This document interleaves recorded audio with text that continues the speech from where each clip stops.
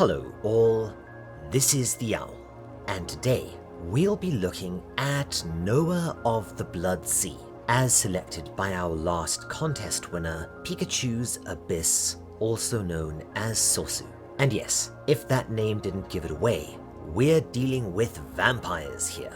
Only not the sparkly kind or the foofy and rice kind. These are more of the horrible monster disguised as a human kind, the sort that folks such as Graham Masterton or Brian Lumley write about. Actually, especially the latter, who, as the story progresses, well, let's just say that I think this mangaka might have read some of Lumley's stuff, especially his absolutely phenomenal finale to the epic Necroscope series of books, Avengers.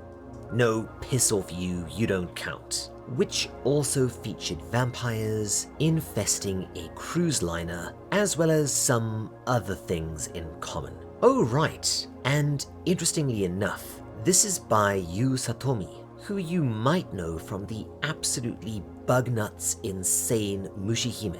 And this one might be even more bonkers, especially the ending. I knew absolutely nothing going in, and it's, well, let's start at the beginning.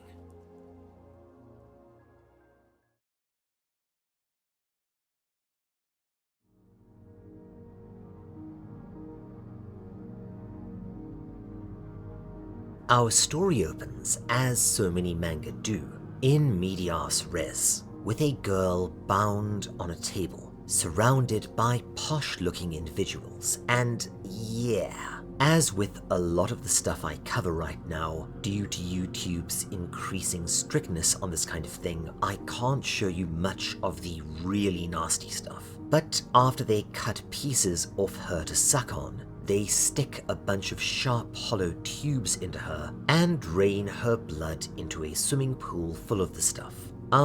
Wouldn't that have clotted already? Whatever, and we see a young girl looking rather sad, sailing a paper boat in the gore. I will say that right off the bat, lol, bat, the art in this thing is just, let's say it runs hot and cold. It reminds me a lot of shonen manga circa 2010, with some great panels and some not so great panels. There's a fair bit of dead space and a slightly sketchy look, especially early on. It also really wants to be Tokyo Ghoul, but it never quite gets there. Note, I'm not saying that it's bad. There is some really interesting stuff in this manga, but you will see more of this specific similarity later. It's not terribly drawn, and it may well be that I've been spoiled recently with stunners like Shigurui and Made in Abyss. We then go back in time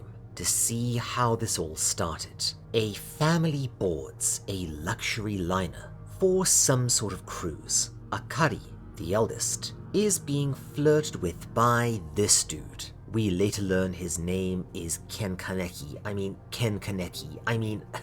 Kakeru, and we learn that, weirdly enough, they've been blood-typed and essentially chipped before boarding. As far as I'm concerned, if you don't immediately leave, anything that follows is at least partially on you. Oh, and by the way, I wouldn't worry about characters at all. The only one that really matters to the story out of this lot is Kakeru, and even then, not that much. It's more a story about what happens and where, not so much who. Akari's dad steps into cockblock, and they go off to find Yuzuru, Akari's younger brother, and they wander down into a restricted part of the ship, where they are stopped by this tall drink of obvious villain. They do eventually find the kid being taken care of by yet another weird character, an attractive cougar who is pretty damn inappropriate with the kid.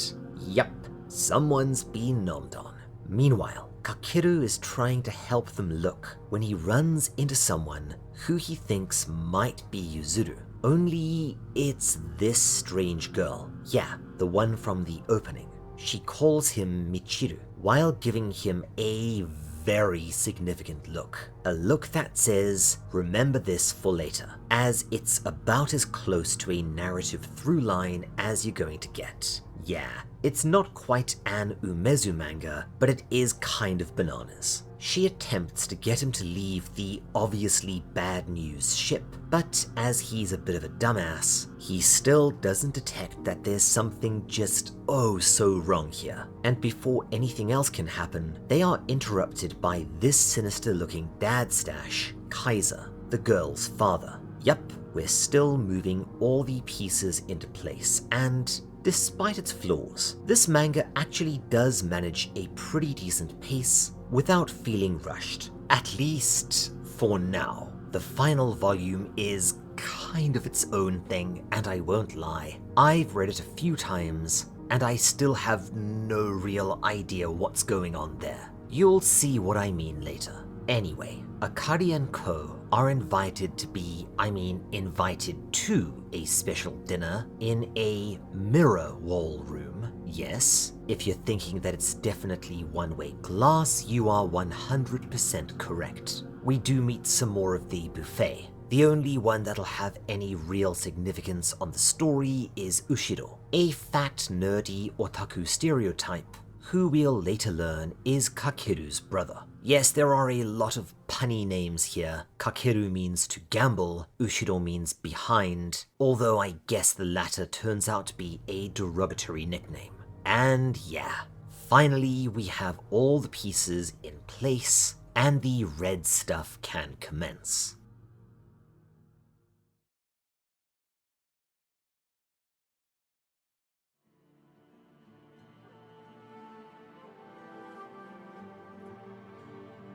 Soon, we see Kaiser with his question mark daughter, presumably feeding her a whole lot of blood.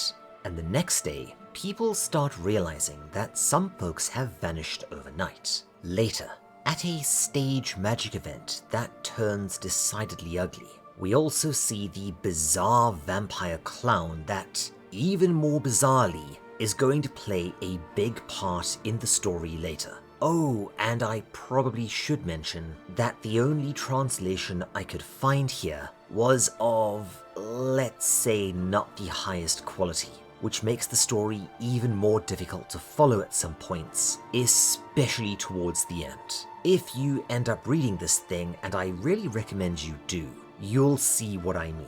Keep in mind that I'm skipping over a lot of stuff here, as always. It's a pretty fun time. Anyway, Kakeru realizes that more people vanished during the magic show, replaced by imposters, and he and the handful of named but unimportant or barely important characters we've met thus far decide to investigate. A lot of stuff happens here that isn't terribly important to the core plot, but we get a fairly decent gore sequence when Ushiro stumbles into some real trouble, accidentally entering the galley and finding the cook preparing a whole larder of human carcasses, but for some unknown reason does not tell anyone.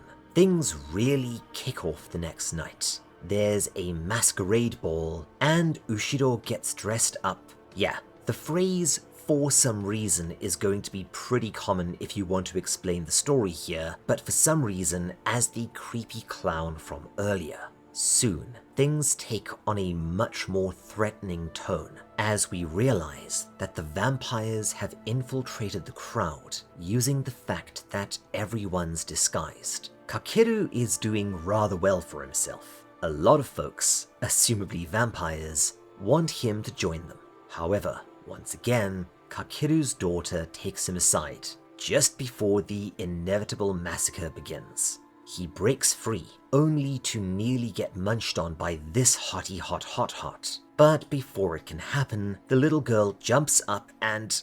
no, don't worry. While I'm sure there's a joke to be made here about her being a 1,000-year-old vampire, she's actually biting him, not kissing him. This will be important later, maybe. Again, this manga goes stark staring bonkers towards the end. And before we know it, the fun begins. A child stumbles out and collapses, covered in blood, with this big ogre of a dude following, licking at it. Oh, and take note of this. We see that the huge dude notices his wristband says B, and for some reason, he starts to panic before he pukes up a huge quantity of blood and collapses dead. Or dead again? Double dead? Undead? Whatever you call a vampire that is no longer going to be a threat to anyone.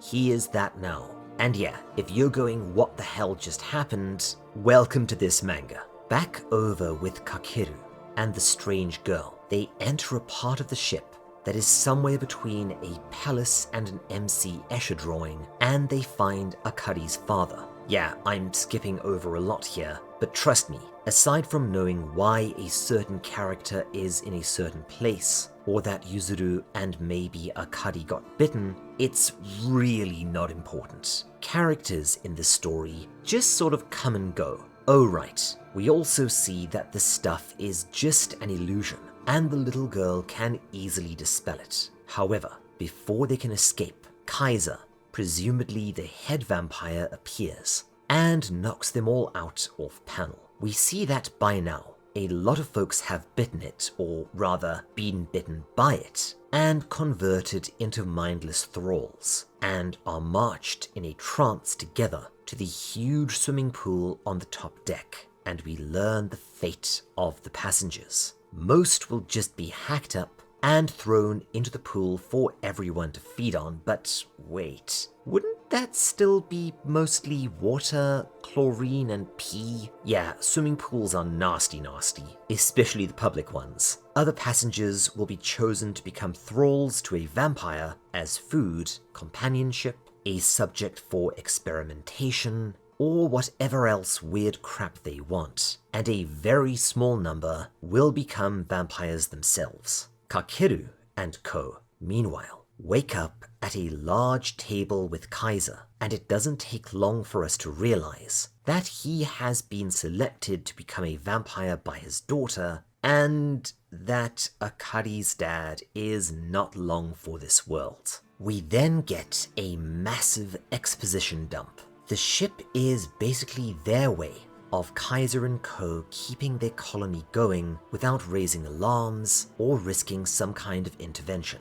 But he laments that his subservient vampires have gradually lost all their dignity and instead become hedonistic, inbred, and warped. Oh, and this is all interspersed by the pool party equivalent of that blood rave from the beginning of Blade. And this is really important. We later learn that, possibly due to this inbreeding or whatever else has been going on here that's weakening the bloodline, the vampires have developed something like an explosive version of celiac disease, and if they drink a blood type different to their own, it will be almost instantly lethal, which also might be a nod to a specific scene from Blade, but I'm probably reaching here. And yeah, this is why the ogre dude died like that, and why a thing that's about to happen will happen.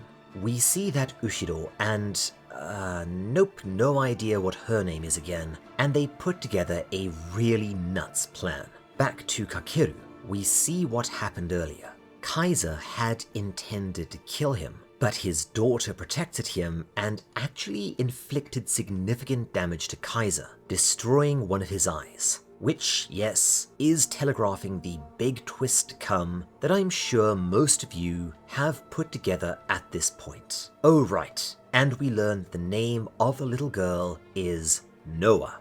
Fortunately, Kakeru may look like, and yes, I was being a butt, but I do think he was heavily inspired by Ken Kaneki from Tokyo Ghoul. It'll get more obvious later, but at least this chap isn't as damp as Kaneki was at the start, and agrees to become a vampire without too much fuss. Coolios. And that ends Act 1.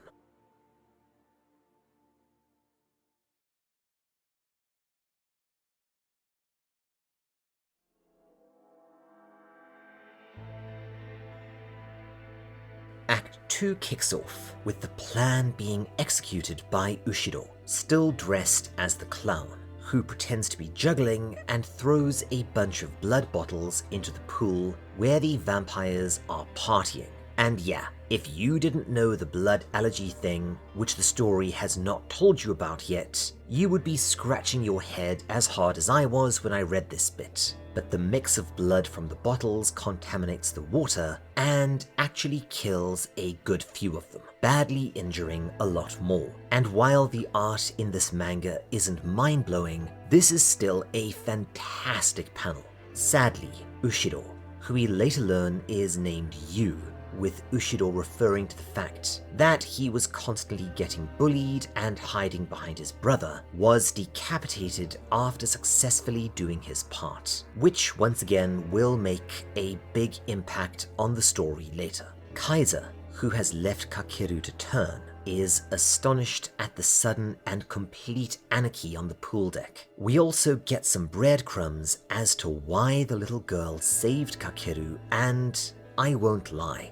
while we do learn a lot more about this later, and while it might be that my old brains are not working properly, a bad translation, or just a confusing story, but even after reading this thing a few times, I still do not really understand it at all. Spoiler, Noah was friends with a Japanese dude called Michiru a very long time ago in England who looked a lot like Kakeru.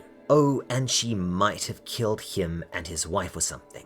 This is, to the best of my understanding, all there is to it. But if you can puzzle this one out, please let me know in the comments. We'll get there later. Kakeru, meanwhile, is doing the whole "no, I don't want to eat Akari's dad" thing, but one of Kaiser's lieutenants kills the dad anyway and tosses Kakeru an arm. Yeah, that sucks, but considering that poor dad never even got a name, he was never going to make it out of the story alive anyway. And yes, again, this really wants to be Tokyo Ghoul sometimes. And as that was basically a riff on vampire stories in the first place, we have another wonderful example of horror manga incest. Meanwhile, we see that Ushido's sacrifice was not in vain, and that he actually did manage to royally mess up a whole lot of vampires, leaving many dead and others in a bad way. We also see that Kaiser is really bloody strong, easily exerting his will over the remaining vampires to rally them and hunt down whoever's messing with them. Kakeru, however, is now up and not sure what to do. He joins the vampires, but it doesn't take him long to find, oh, that's not good. And this leads him to go full on Billy Berserk. Somehow, Kakeru is as strong as Kaiser, easily dominating the other vampires with his presence, and then rips them apart. And that is basically the story for a while, aside from a few scenes with Akari and her brother, showing us that they're still alive, and that a few other characters are dead. Kakeru rampages around, wiping the floor with vampires, left, right, and center. And this is where Act 2 kind of ends, at the conclusion of Volume 3. Kakeru dashing about doing his best blade impression, as well as seeing that vampires and survivors are dropping like flies. And Volume 4 is where things, believe it or not, go howling at the moon insane, and where I start losing the thread. Let me show you what I mean.